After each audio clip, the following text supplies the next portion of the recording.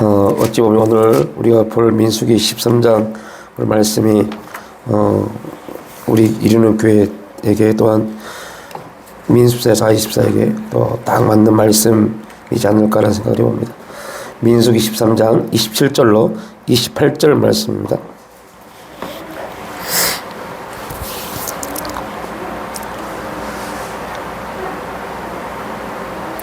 우리 27절, 28절 말씀 함께 합동하겠습니다. 모세에게 말하 이르되 당신이 우리를 보낸 땅에 간즉 과연 그 땅에 젖과 꿀이 흐르는데 이것은 그 땅의 과일이니이다. 그러나 그 땅 그 주민은 강하고 서금은 견고하고 힘이 클 뿐 아니라 거기서 아낙 자손을 보았으며. 우리가 다 알고 있는 말씀입니다. 12명의 정탐꾼이 같은 땅 가나안 땅을 보고 왔는데 결론은 완전히 달랐죠. 10명은 현실을 보았고 2명은 말씀으로 현실을 봤습니다. 똑같이 현실을 봤는데 말씀으로 현실을 본 사람과 말씀이 없이 현실만 본 사람의 결론은 완전히 달랐습니다. 해석 자체가 달랐어요.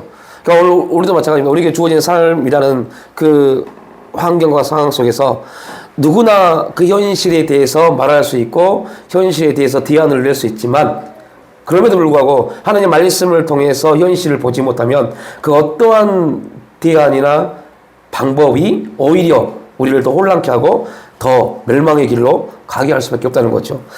현실은 같았지만 완전히 해석이 달랐습니다. 이러한 내용이 오늘 우리에게도 동일하게 나타났죠. 같은 현실을 만나지만 어떻게 해석을 하냐에 따라서 다른 삶의 내용이 나온다는 거죠. 문제는 하나님 없이도 현실적으로 매우 설득력이 있는 대답을 가질 수 있다는 겁니다.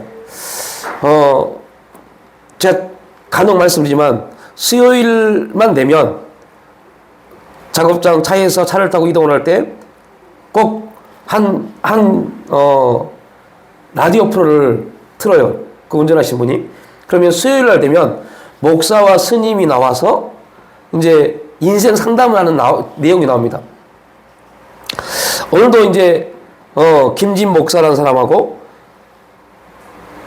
성진 스님이라는 사람이 나와서 또 이제 인생에 대해서 막 상담을 해오면 거기에 대해서 상담을 하는 부분을 말을 해요. 근데 이렇게 듣고 있으면요, 김진 목사님이 상담하는 것보다 그 성진 스님이 상담하는 게 훨씬 더 공감이 가요. 신기할 정도로 공감이 가요. 그런데 문제는 그 성진 스님이라는 사람이 하는 모든 내용들 공감은 가는데 거기에는 아무런 생명의 역사가 없다는 거죠. 그러면 느꼈어요. 하나님 없이도 얼마든지 현실에 대한 설득력 있는 해답을 가져올 수 있구나.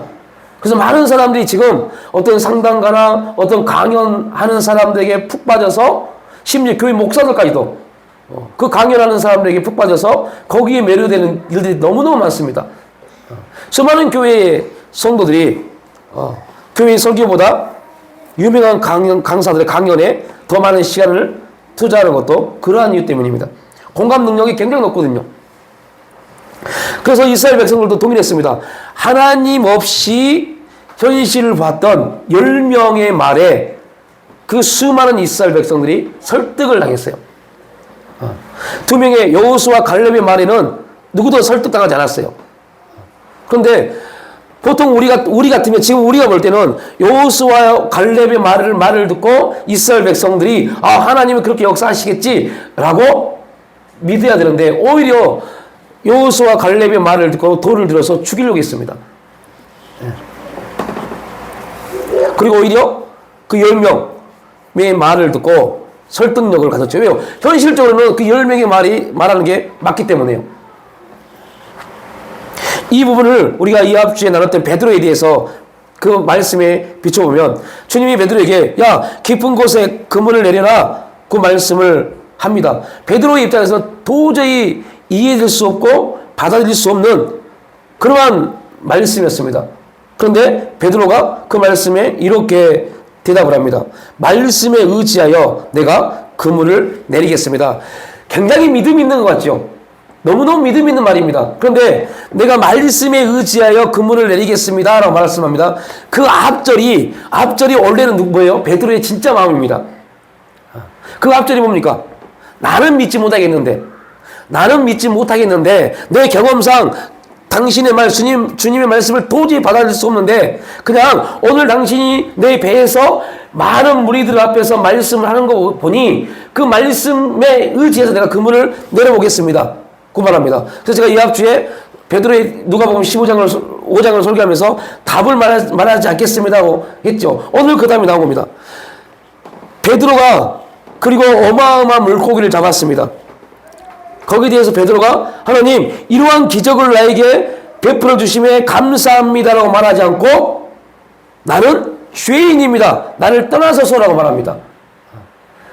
나는 죄인이다 라고 말했던 그 이유는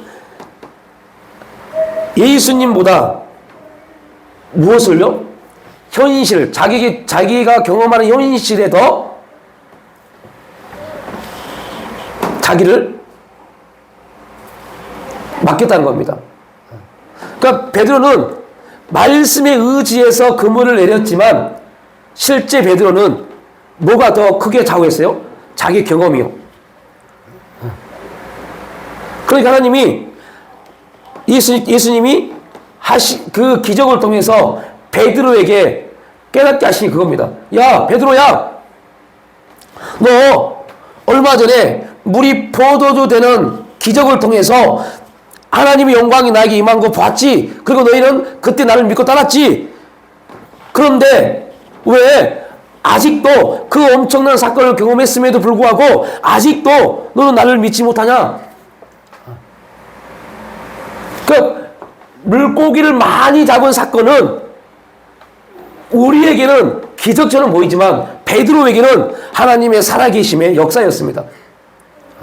그래서 베드로는 그 하나님의 살아계심 역사를 보고 감사합니다가 아니라 회개했습니다. 와, 정말로 당신은 하나님의 아들입니다. 이게 베드로가 회개할 수밖에 없는, 나는 죄인입니다 라고 고백할 수밖에 없는 그러한 누가복음 5장의 주제였죠. 말씀보다 현실을 더 신뢰했던 자신의 모습을 뭘 통해서요? 기적을 통해서 본 겁니다. 그러니까 우리가 실수한 거, 우리가 실패한 것 중에 많은 것은 우리에게 나타난 수많은 일들을 통해서 하나님을 보지 못한 거예요. 우리에게 주어지는 수많은 일들을 통해서 하나님을 바라본다면 우리는 우리의 관점이 바뀝니다. 왜 하나님이 이것을 보게 하셨는지, 하나님이 왜 이걸 듣게 하셨는지를 깨닫게 됩니다. 왜 나에게 이걸 보게 했지? 왜 나에게 이걸 듣게 하셨지? 이런 관점이 바뀝니다. 그런데 우리가 하나님을 보지 못하면 그냥 단지 힘들구나, 이거 많이 아프시겠구나, 이런 의미로 봐버립니다. 하나님이 우리의 눈을 통해서 그 상황과 환경을 보게 하시면 하나님이 왜 이 말을 듣게 하셨고 이 환경을 보게 하셨는지에 대한 우리의 고백이 바뀌어지는데, 그냥 우리가 보는 우리의 시각으로 보면 힘들겠다, 아프겠다, 인간의 감정적, 생각적, 경험적 논리로 접근해 버립니다. 그것도 엄청난 관계적 일들을 나타냅니다. 공감 능력이라서요. 그러나 거기에는 뭐가 없어요? 역사가 없어요. 반드시 하나님이 보게 하신 부분, 하나님이 보게 하신 부분을 가지고 보지 아니하면 거기에는 역사가 없습니다. 바울 역시 살소망이 끊어진 그런 고난을 통해 자기를 의지하지 않고 하나님만 의지하도록 훈련을 받았습니다.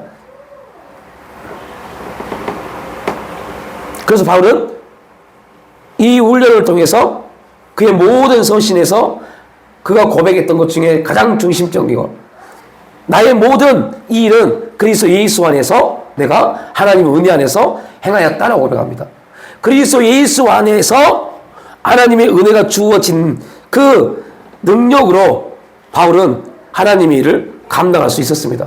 그러니까 우리가 그리스도 예수 안에 있지 않으면 우리의 모든 일들, 섬김, 이 모든 일들은 그냥 나의 열심과 나의 노력으로 끝나버릴 수 있어요. 자, 시편 90편 10절에 모세는 이렇게 고백합니다. 우리의 연수가 70이요 강건하면 80이라도 그 연수의 자랑은 수고와 슬픔이요 신속히 가니 우리가 날아가나이다. 자, 우리의 삶에 대해서 모세는 어떻게 기록했어요? 결국 우리가 7, 80을 사는데 우리의 자랑은 다른 게 있지 않고 수고와 슬픔이라고 말합니다. 이게 모세가 우리의 인생을 바라보는 원리였습니다. 그런데요, 데살로니가전서 5장 16절 18절 바울은 이렇게 고백합니다. 항상 기뻐하라, 쉬지 말고 기도하라, 범사에 감사하라. 이것이 그리스도 예수 안에서 너희를 향하신 하나님의 뜻이라고 말합니다. 자, 시편 90편 10절에서 하나님께서 모세를 통해 우리에게 주신 말씀입니다. 어떤 말씀이요?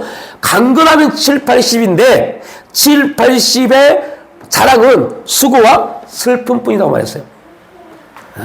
이거는 뭐예요? 우리 현실입니다. 우리에게 주어진 현실, 모든 인간에게 주어진 현실입니다. 7, 80년을 사는데 그의 7, 80년의 결론은 수고와 슬픔입니다. 그런데 이제 여기에다가 바울의 말을 붙여야 돼요.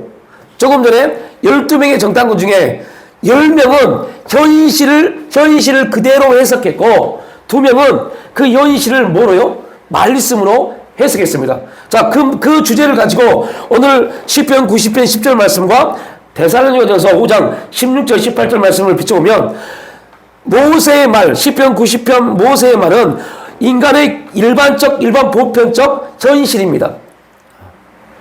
자, 그리스도인들은 그 현실대로 살면 돼, 안 돼요? 안 됩니다. 우리의 삶은 수고와 슬픔이지만 그리스도인들은 수고와 슬픔이 아니라 그 수고와 슬픔의 그 시간에 뭐 해야 된다고요? 기뻐하고 감사하고 기도해야 한다는 겁니다. 그러니까 이게 하나님의 뜻입니다. 그냥 기뻐하고 감사하고 기도하는 것이 아니라 인간들이 갖는 모든 삶의 그 끝은 수고와 슬픔입니다. 우리의 모든 삶은 우리가 아무리 열심히 살아도 우리의 삶은 수고와 슬픔입니다. 그런데 하나님의 사람들은 그 수고와 슬픔 안에 말씀을 대입시켜야 돼요. 말씀으로 해석해야 돼요.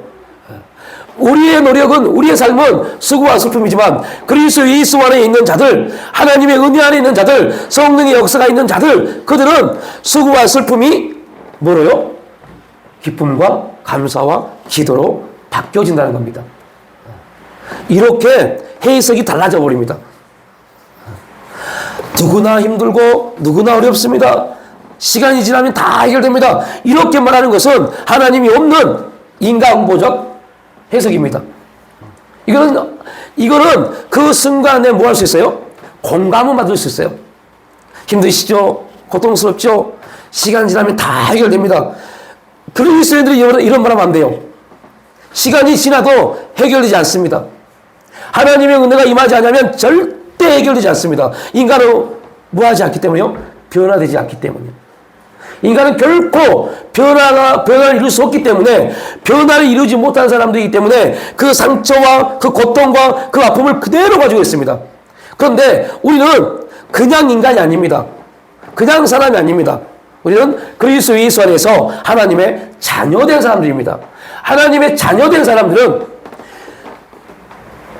그냥 힘들고 어렵고 고통스러운 것이 아니라 힘들고 어렵고 고통스러운 이 시간을 누가요? 하나님의 섭리 안에서 우리에게 주어진 겁니다. 그렇다면 하나님이 이걸 주셨을 때는 분명한 하나님의 뜻이 우리 가운데 이루어지고 있다는 것이죠.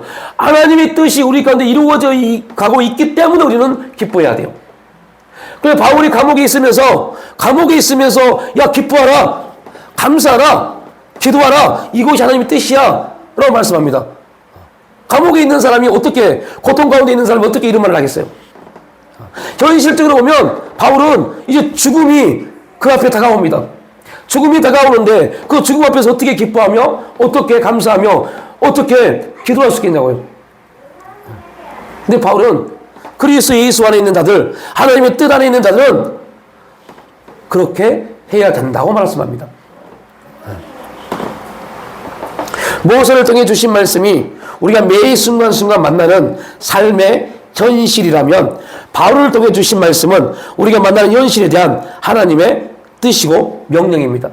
고통스럽고 힘들고 어려운 상황 속에서 누구나 할 수 있는 고통스러움의 감정을 느끼고 힘든 상황을 느끼는 거 누구나 할 수 있습니다. 그러나 그리스도인들은 누구나 할 수 있는 그 일을 하는 것이 아니라 누구도 할 수 없는 일을 하는 것이 그리스도인들입니다.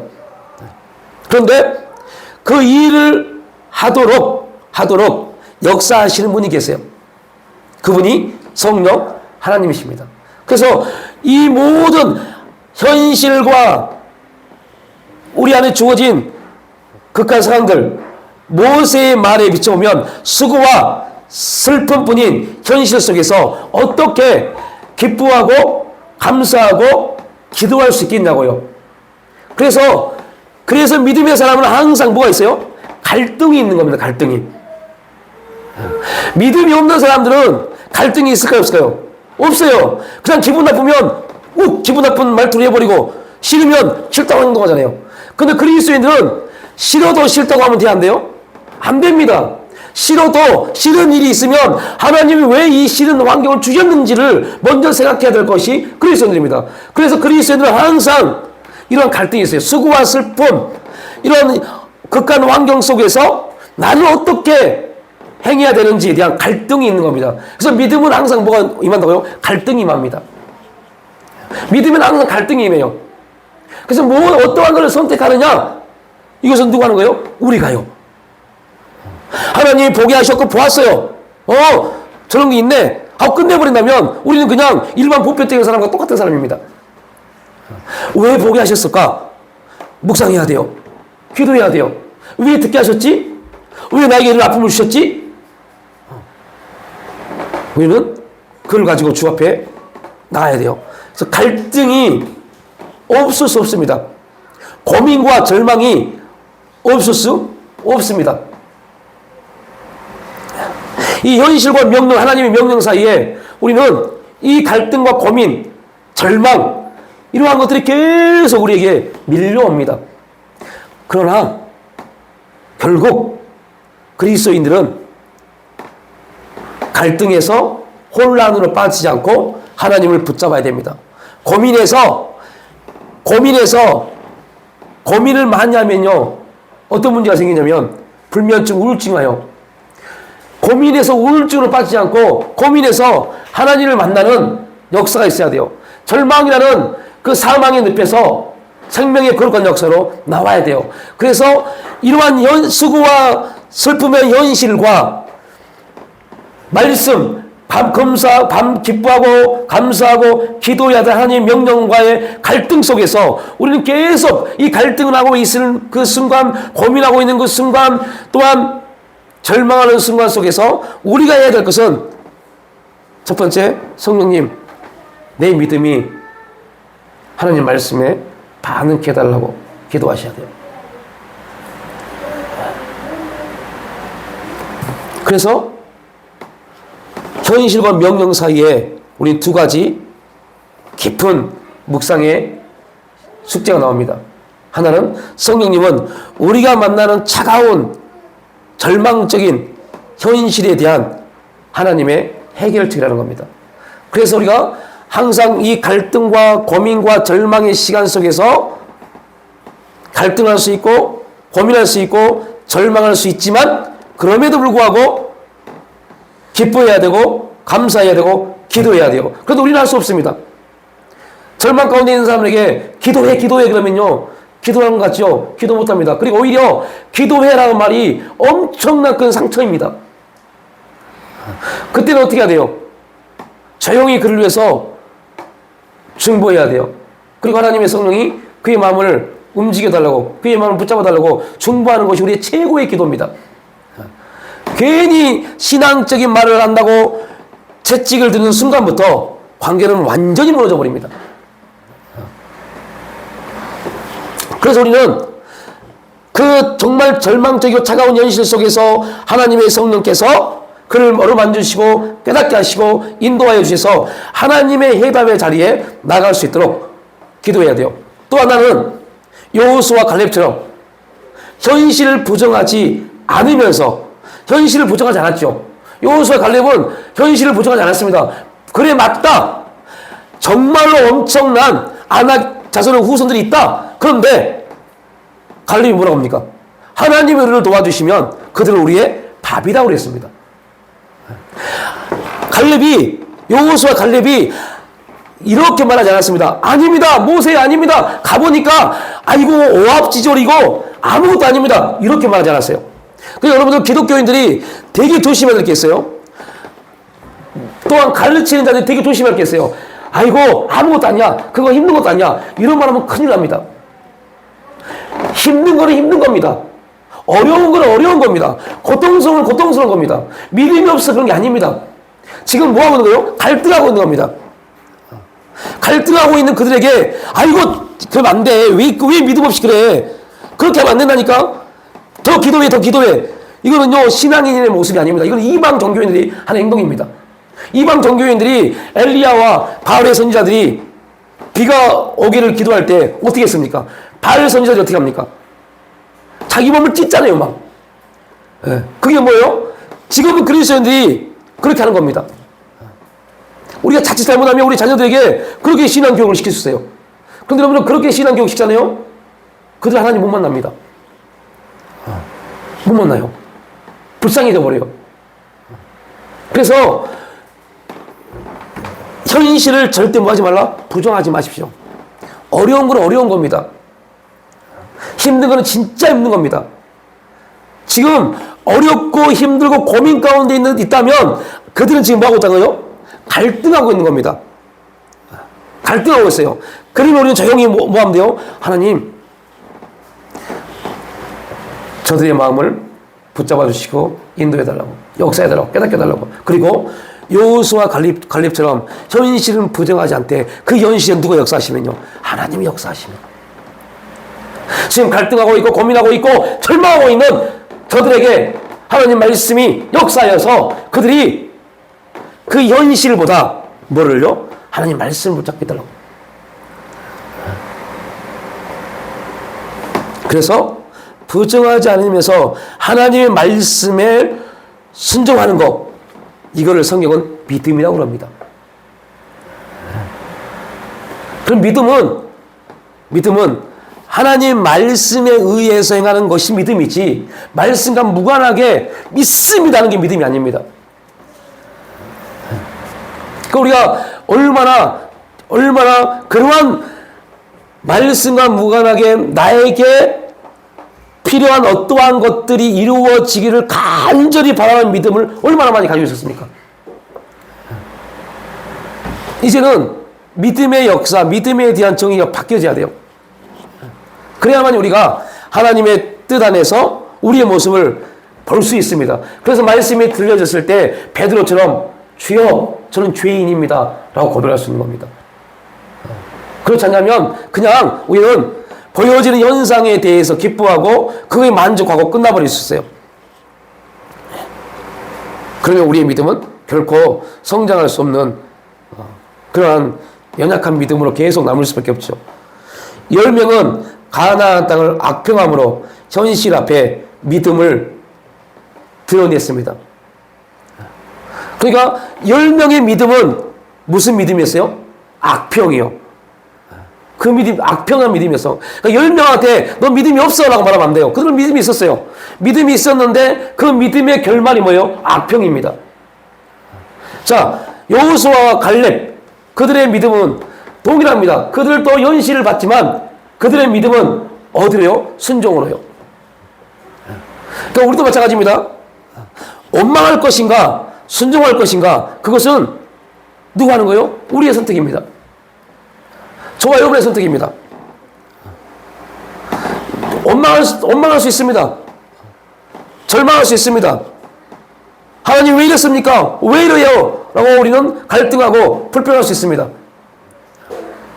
이거는 모든 인간이 갖는 아담의 우선, 죄악된 아담의 우선들이 갖는 모든 인간이 갖는 삶의 현실입니다.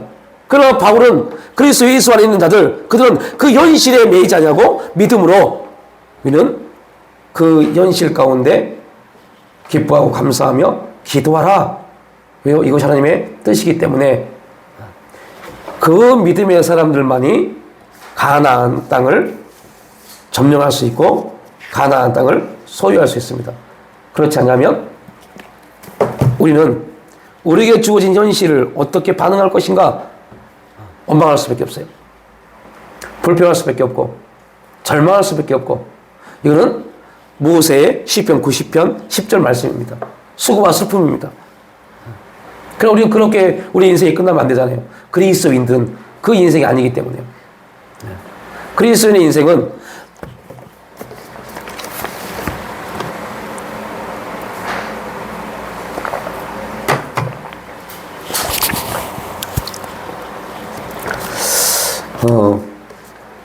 어느 스포츠스타의 간증입니다. 해외로 시합을 나갔어요. 해외로 시합을 나갔다가 그 시합하는 도중에 아버지가 돌아가셨어요. 그 아버지가 돌아가셨다는 소식을 그 선수가 들으면 멘탈이 무너지고 시합에서 포기할까봐 그를 감췄어요. 금메달을 땄어요. 금메달을 따고 김포공항에 내려서 인터뷰를 합니다. 인터뷰를 했을 때 이렇게 말했어요. 지금 병원에 누워 계시는 저희 아버지께 이 금메달을 바치고 싶습니다. 그리고 기자들이 이거 TV에서 방영했던 겁니다. 기자들이 조용해요. 왜 이미 기자들 알고 있었으니까. 그 아버지가 돌아갔던 걸 이미 다 알고, 한국에서 이미 다 알고 있었기 때문에요. 그 당시에 인터넷이 없었기 때문에 해외에서 모르는 겁니다. 그래서 조용해요. 이 선수가, 뭔가 이상하구나. 그 다음 질문이 안 나오니까. 조용해지니까요. 뭔가 이상하다. 그래서 바로 거기서 공중전화로 집에를 전화를 합니다. 하니까 누나가 받아요. 그렇게 말합니다. 아버지, 돌아가셨어. 이미 장례 끝났어. 그 장면이 나와서 김포공항에서 그 전화를 펑펑 우는 그 선수의 모습이요. 그 선수의 사명은 지금 주어진 사명은 뭐예요? 대회에 나가서 그 대회 최선을 다하는 게 사명이기 때문에 그 아픔에 대한 내용을 가르쳐주지 않는 겁니다. 그걸 다 끝나고 나서 돌아왔을 때 그 소식을 들었을 때 그 선수가 성남의 저 어느 교회 와서 간증한 게 있어요. 아직도 자기 마음에 가장 큰 상처 중에 하나가 아버지 임종을 보지 못한 거예요. 왜요? 어렸을 때부터 운동을 할 때 물씬장면, 그렇게 가정이 힘들어도 운동을 할 수 있도록 물씬장면 도와줬던 분이 아버지였기 때문에. 자기는 다 찢어진 구두를 신으면서 아들에게는 좋은 운동화, 좋은 스포츠화를 사주고. 그 모습이 잊을 수가 없는 겁니다. 그럼에도 불구하고 그 어머님이 참 대단하십니다. 내 아들이 아버지가 죽었다는 소식을 들으면 멘탈이 무너져서 돌아올까봐 알리지 말라고. 그리고 그 사명을 다 감당하고 돌아왔을 때 얼마나 기가 막혔겠어요. 그러나 그 일을 통해서 그 선수는 하나님의 거룩한 섭리를 깨닫게 됐고 스포츠 선교사로 전 세계를 다니면서 선교를 하는 그런 대단한 선교사님이 되었습니다. 그러니까 우리에게 주어지는 이 삶의 갈등 현실 속에서 어떻게 우리가 반응할 것인가, 이거는 우리에게 매일매일 던져주는 숙제입니다. 그 숙제 속에서 우리가 믿음으로 반응하며 나가지 않으면 우리는 결국 신앙생활을 하지만 신앙과 무관한 삶을 살 수밖에 없는 그런 연약한 존재가 될 수밖에 없다는 거죠. 항상 그래서 우리가 우리의 모습을 돌아보고 하나님 우리에게 이 상황을 통해서 이 문제를 통해서 무엇을 말씀하시기를 원하시는지를 바라보고 왜 보게 하셨고 듣게 하셨고 왜 나를 이 자리에 서게 하셨는지를 항상 우리가 묵상하지 않으면 우리는 하나님 앞에 우리의 모습이 참 연약한 존재로 끝날 수 있다는 것, 그걸 항상 기억하고 나가야 돼요. 그래야만이 이 땅에서의 삶이 아닌 저 영원한 삶 속에서 하나님의 뜻을 바라보고 나갈 수가 있는 그런 신앙의 삶을 살 수가 있습니다. 하나님 아버지 감사합니다. 우리에게 주어진 현실을 어떻게 우리가 반응하고 올 것인가. 10명의 정탐꾼처럼 우리는 갈 수 없다. 참 좋은 땅이지만 우리는 갈 수 없다 라고 악평을 할 것인지 불평을 할 것인지 절망할 것인지 고민하고 갈등으로 끝날 것인지 아니면 2명의 정탐꾼처럼 아닙니다. 정말로 그곳은 무시무시한 그러한 안악구선의 그러한 장수들이 있지만 하나님의 일을 도와주시면 그들은 우리의 밥입니다. 믿음으로 순종하며 나갈 것인지 그래 정말 수고와 슬픔뿐인 현실이 그리스도 예수 안에서 성령의 도우심으로 기쁨과 감사와 기도의 고백으로 우리의 삶이 바뀔지 하나님 우리의 믿음이 어떻게 반응을 해야 될지 깨닫게 하시고 인도하여 주셔서 가장 합당한 하나님의 방법, 하나님 섭리 안에 우리가 설 수 있도록 인도하여 주시옵소서. 감사드리올 때 예수님의 이름으로 기도드립니다.